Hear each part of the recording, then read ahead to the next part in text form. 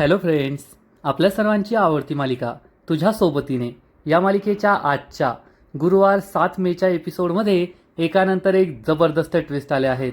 आजचा एपिसोड खूपच भारी होता. फ्रेंड्स, एकीकडे नुपूर आणि मल्हार या दोघांच्या हळदीची तयारी सुरू झाली आहे. दोघांच्या हळदीमध्ये नुपूरने पुन्हा एकदा भन्नाट डान्स सादर केलाय. तिचा डान्स खूपच भारी होता, पण त्याच वेळेस तायडीच्या हाती हुकूमचा एक्का लागलाय. तायडीला माधव कारेकर प्रकरण समजलंय. तायडीला हे सुद्धा कळलंय की मल्हारनेच नुपूरच्या वेदांचा अपघात केला होता, परंतु तिच्याकडे कोणतेही पुरावे नाहीये. त्यामुळे तायडी ही पुरावे शोधत होती. पण माधव कारेकर, त्याचा पत्ता, हे सगळं तर खोटं होतं, म्हणून तिला पुरावे सापडले नाही. पण ज्या बाईने माधव कारेकरची बायको असल्याचं नाटक केलं होतं, ती बाई एक नंबरची लालची निघाली आणि ती मल्हारकडे जास्त पैसे मागायला आलीये आणि तायडीला ती दिसलीये, तायडीला ती सापडलीये. म्हणजे आता मल्हार आणि नुपूरच्या लग्नाचं काही खरं नाही. मग हे सगळं घडलं तरी कसं, हे जाणून घेण्यासाठी हा व्हिडिओ शेवटपर्यंत नक्की पहा. फ्रेंड्स, आजच्या एपिसोडच्या सुरुवातीलाच नुपूरची उचकी थांबलेली असते. त्यामुळे नुपूर खूप खुश असते. मल्हार रोमॅन्टिक होतो आणि नुपूरला जवळ ओढतो. पण त्याच वेळेस नुपूरच्या हातात जो पाण्याचा ग्लास असतो, त्यातील पाणी या दरवाजाच्या हँडलवर पडतं आणि त्यातून स्पार्क निघतो. हे पाहून मल्हार आणि नुपूर खूप घाबरतात. मल्हारचा जीव वाचलाय, त्यामुळे तायडी खूप चिडते. तायडीचा बापसुद्धा हे सगळं पाहत असतो. नुपूर म्हणते, सर, या हँडलमधून स्पार्क निघाला, म्हणजे यात करंट आहे आणि तुम्ही त्यालाच हात लावणार होता. नुपूर खूप घाबरते. मल्हार म्हणतो, हो, आणि जर तू 1 सेकंदही उशीर केला असता आणि मी त्या हँडलला हात लावला असता तर मला जोरात शॉक बसला असता.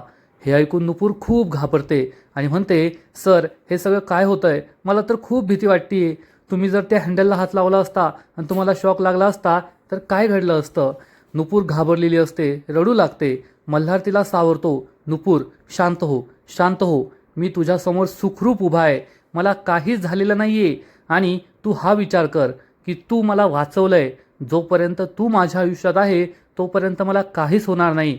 दुसरे लोक काय विचार करताय, जग काय विचार करतंय ना, मला त्याच्याशी काही देणं घेणं नाहीये. त्यांना असं वाटत असेल की तू माझ्या आयुष्यात आली आणि संकट येत आहे, पण मी असा विचार करतो की तू माझ्या आयुष्यात आली आणि या सगळ्या संकटांपासून मला वाचवतीये. नुपूर खूप दुःखी झालेली असते. पण मल्हार तिला समजावून सांगतो, नुपूर, तू आहेस म्हणून मी आहे. तू आज आलीस म्हणून मी वाचलो आणि तू नेहमी असणारेस मला वाचवायला. हे ऐकून नुपूरला बरं वाटतं. नुपूर आणि मल्हार दोघे एकमेकांकडे प्रेमाने पाहतात. तायडी हे सगळं ऐकत असते आणि विचार करते, नुपूर, येथे माझा प्लॅन फ्लॉप झालाय आणि दोघे इथे रोमांस करताय. रोमांस करायचं सुचतं यांना. तायडीला खूप राग येतो आणि मग मल्हार हा नुपूरला समजावून सांगतो, नुपूर, एक काम कर, खाली कोणालाही याबद्दल सांगू नको, नाहीतर सगळ्यांच्या मनात पुन्हा एकदा शंका येतील. सगळे आपल्या नात्याविषयीच बोलतील, त्यामुळे कोणाला काही सांगू नको. नुपूर म्हणते, ठीक आहे सर, पण मला हा प्रश्न पडला आहे की अचानक या दरवाजाच्या नॉबमध्ये हा स्पार्क आला तरी कसा? मल्हारला सुद्धा हाच प्रश्न पडतो. तायडी आणि तायडीचा बाप खूप घाबरतात, कारण जर त्यांनी दरवाजा उघडला तर या दोघांना ते रंगे हात पकडतील. मल्हारला एक मोठा लाकडी बांबू दिसतो आणि मल्हार या बांबूच्या सहाय्याने हा दरवाजा जोरजोरात लोटू लागतो.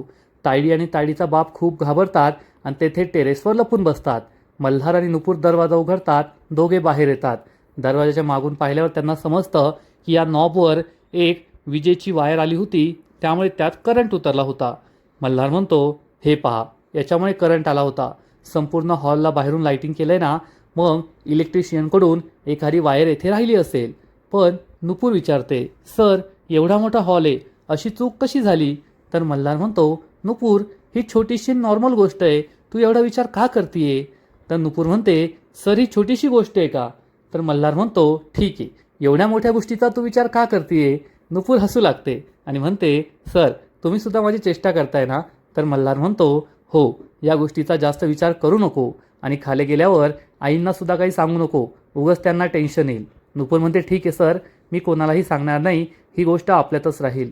पण नुपूर विचार करते, असं कसं होऊ शकतं की इलेक्ट्रिशियनकडून चुकून असं झालं आणि हे नॉर्मल नाहीये? असं वाटतंय हे सगळं कुणीतरी घडवून आणतंय. जेव्हापासून आमच्या लग्नाची विधी सुरू झाले आहेत, काही ना काहीतरी घडतंय. याचा अर्थ हे सगळं कुणीतरी जाणून बुजून करतंय.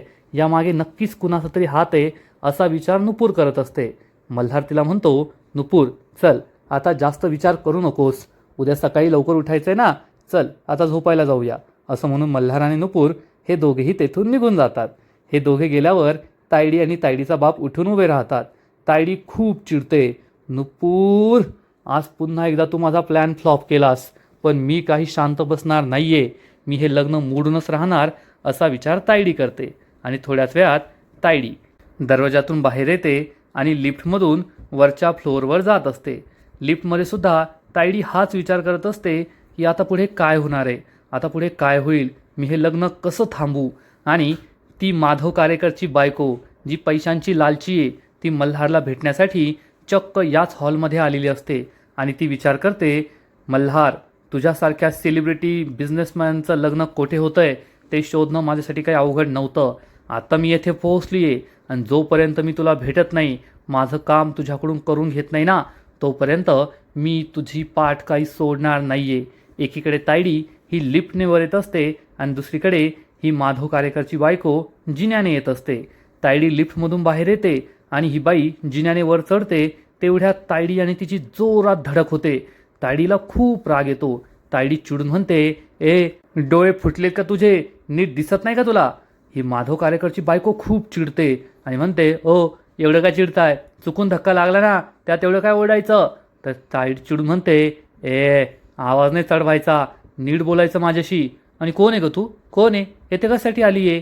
ही बाई चांगलीच घाबरते आणि म्हणते, मॅडम, मी ते, आणि ती काही बोलणार. इतक्यात तायडीला हवालदारचा कॉल येतो आणि हवालदार तिला अर्ध्या तासात भेटायला बोलवतो.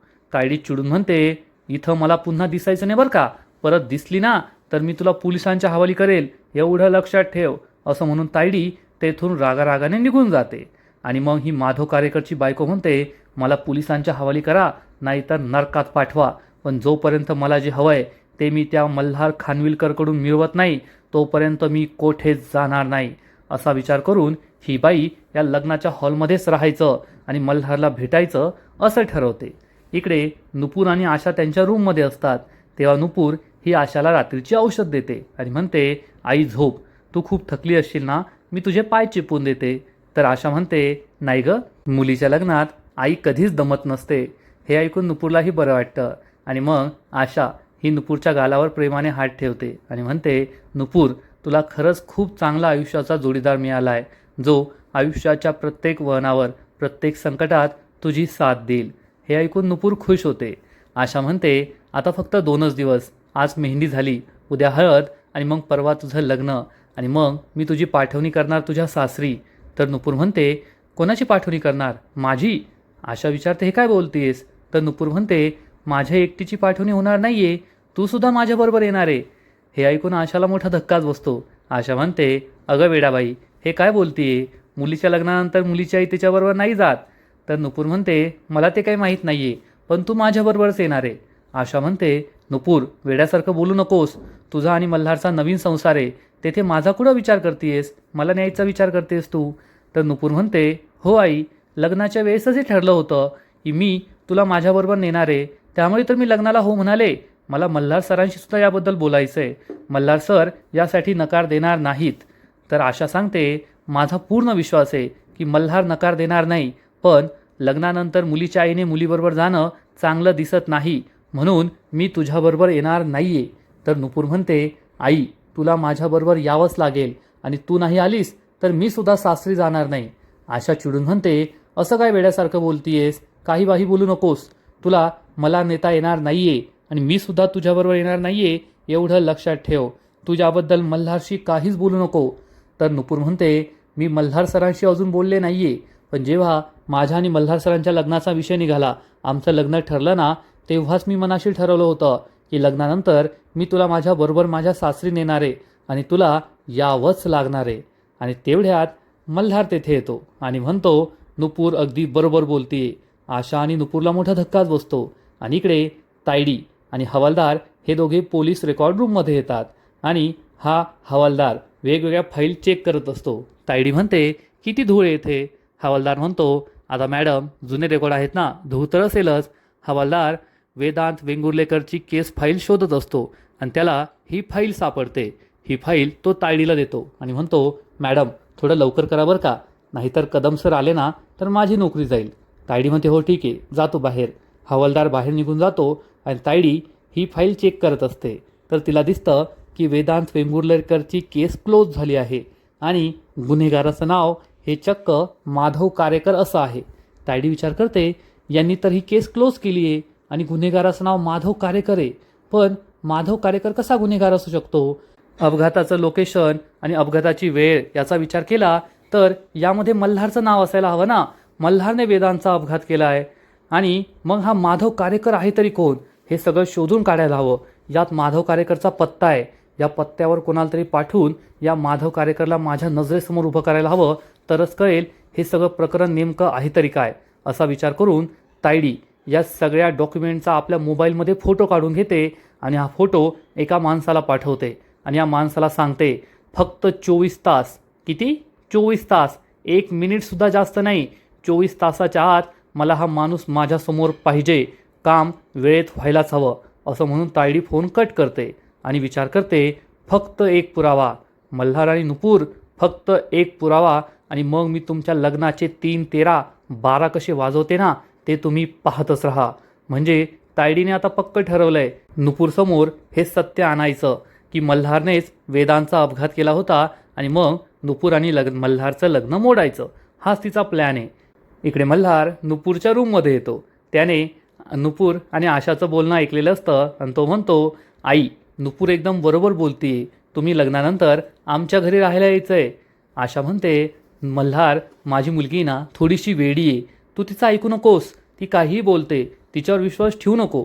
तर मल्हार सांगतो, आई मी काही नुपूरचं ऐकत नाही आहे, मी माझ्या मनाचं ऐकतोय आणि मी तुम्हाला तुमच्या मुलीच्या सासरी यायला सांगत नाही आहे, तर तुमच्या मुलाच्या घरी यायला सांगतोय. आणि एक आई आपल्या मुलाच्या घरी तर राहू शकते ना, त्याबद्दल समाज काहीच बोलणार नाही. त्यात वाईट वाटून घेण्यासारखं लाजण्यासारखं काहीच नाही आहे. आशाला मोठा धक्काच बसतो. नुपूर खूप खुश होते. आशा मल्हारला समजवण्याचा प्रयत्न करते, मल्हार असं इमोशनल होऊन एखादा डिसिजन घेणं वेगळं आणि योग्य डिसिजन घेणं वेगळं. तू चुकीचं बोलतोय, तू मला तुझ्या घरी घेऊन जाऊ शकत नाही. पण मल्हार म्हणतो, आई तुम्ही चुकीचं बोलताय, कारण मी तुम्हाला आई मानलंय, तुम्ही मला तुमचा मुलगा मानता की नाही? आशा सांगते, हो नक्कीच मानते. मल्हार म्हणतो, मग त्याच हक्काने मी तुम्हाला सांगतोय, तुम्हाला तुमच्या मुलाच्या घरी यायचंय, तुमच्या हक्काच्या घरी. आणि लग्नानंतर नुपूर तुमची सून बनणार आहे बरं का, आणि मी तुमचा मुलगा. आशाला काय बोलावं ते कळतच नाही. नुपूर खूप इमोशनल होते. खरंच मल्हारसारखा जोडीदार आपल्याला मिळाला आहे म्हणून तिला आनंद झालेला असतो. आणि आशा ही मल्हार आणि नुपूरला समजवण्याचा प्रयत्न करते, तुम्ही दोघे खूप मोठी चूक करताय, असं करू नका, मला तुमच्याबरोबर नेऊ नका. तुमच्या नवीन संसाराला सुरुवात होतीये आणि तुमच्या नवीन संसारामध्ये माझी अडचण नको आहे. मल्हार म्हणतो, आई आमच्या नवीन संसारात तुमची अडचण नाही आहे, उलट तुमचा आम्हाला फायदाच होईल, आम्हाला आधार होईल आमच्या नवीन संसाराला. त्यामुळे कुणी काहीही बोललं ना तरी त्याला उत्तर द्यायला मी सक्षम आहे. तुम्ही आमच्या बरोबरच यायचं, लग्नानंतर आमच्या बरोबरच राहायचं. हे ऐकून आशा खूप इमोशनल होते. नुपूरच्या डोळ्यातसुद्धा पाणी येतं आणि आशा म्हणते, तुम्ही दोघे ना वेडे आहात, वेडे. आणि मल्हार आणि नुपूर एकमेकांकडे पाहून हसू लागतात. आशा विचारते, म्हणजे तुम्ही माझं ऐकणारच नाही आहात का? मल्हार नुपूर एकाच वेळेस म्हणतात, कधीच नाही.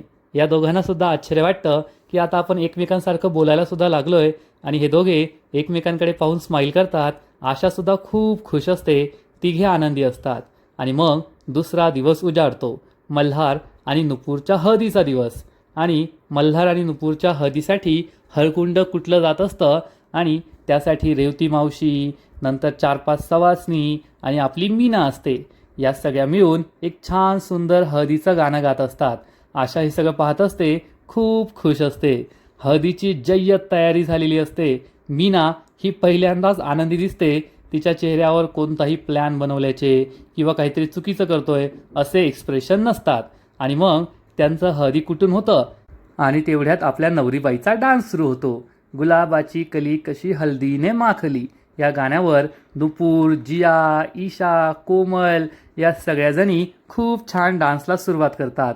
नुपूर हळदीच्या या अटायरमध्ये अतिशय सुंदर दिसत असते, खूप छान दिसत असते. नुपूर ही सुंदर डान्स करत असते. त्यांचा डान्स स्टेजवर सुरू असतो आणि त्याच वेळेस माधव कारेकरची बायको तेथे पोहोचते. तिने चेहऱ्याला मास्क लावलेला असतो. नुपूरचा डान्स सुरू असतो आणि अचानक तेथे ही माधव कारेकरची बायको पोहोचते. नुपूर आणि सगळ्या बायका या स्टेजवरून खाली उतरतात आणि मग रेवती मावशी, आशा, मीना या सगळ्यांबरोबर डान्स करू लागतात. तेव्हा या माधव कारेकरच्या बायकोला वाटतं हीच ती योग्य संधी, मी आत्ताच नुपूरशी बोलू शकते या सगळ्या प्रकरणाबद्दल. आणि ही माधव कारेकरची बायको नुपूर जवळ येते, चेहऱ्यावरचा मास्क काढते आणि नुपूरला असा हात लावते खांद्यावर. नुपूर मागे वळून पाहणार तेवढ्यात कुणीतरी तिला पुढे ओढतं. नुपूर ही डान्स करण्यात मग्न असते, पण तेथे ज्या 2 इतर बायका असतात, मल्हारचा स्टाफ असतो, त्यांना दिसतं अरे ही तर तीच बाई आहे जी काल घरात घुसण्याचा प्रयत्न करत होती आणि आपण तिला घराबाहेर हाकललं होतं. आणि या बायका लगेच या माधव कारेकरच्या बायकोला पकडतात आणि तिला जबरदस्तीने तिथून उचलून घेऊन जातात. त्यामुळे ही बाई नुपूरला काही बोलू शकत नाही.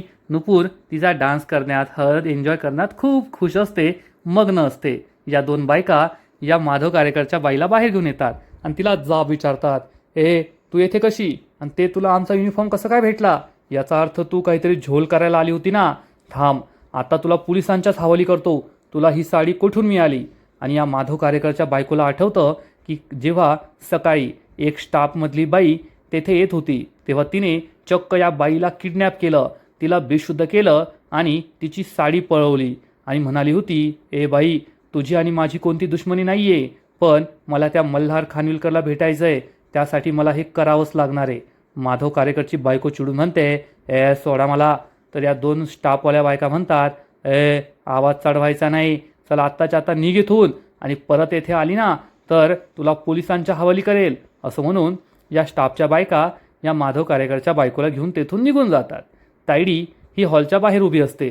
तेवढ्यात तायडीचा एक गुंड तिला फोन करून सांगतो, मॅडम तुम्ही जो पत्ता पाठवलाय ना, मी तेथे पोहोचलोय. तायडी चिडून म्हणते, ए तुझी आई आहे का रे मी? मला सांगतोय मी येथे पोहोचलोय फोन करून. काम झालं की नाही ते सांग. भेटला का तो माधव कारेकर? तर हा माणूस सांगतो, नाही ना मॅडम, येथे काही पत्ता नाही आहे, नाव नाही आहे, नेमप्लेट नाही आहे. तायडी म्हणते, असं कसं? घरात जाऊन पहा ना, त्याचं कुणी नातेवाईक असेल, आई, बायको, बहीण, भाऊ कुणी. तर हा माणूस सांगतो, नाही ना मॅडम, घराला कुलूप आहे, घरात कुणीच नाही आहे.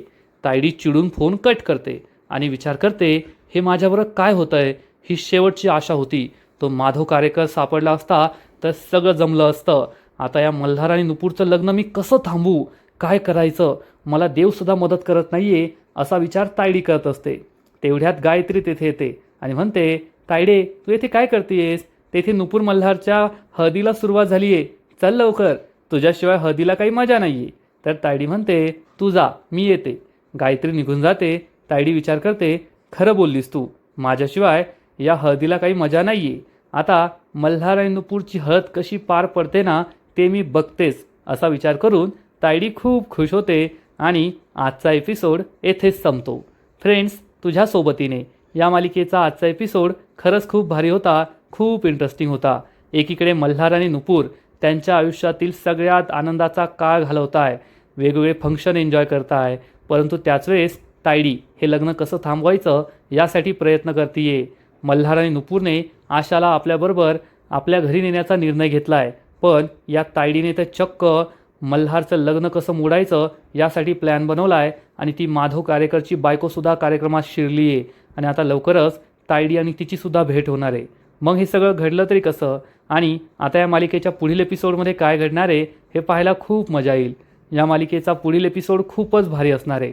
पुढील एपिसोडमध्ये आपण पाहू की मल्हार आणि नुपूर हे दोघे आपल्या हळदीसाठी तयार झालेले असतील.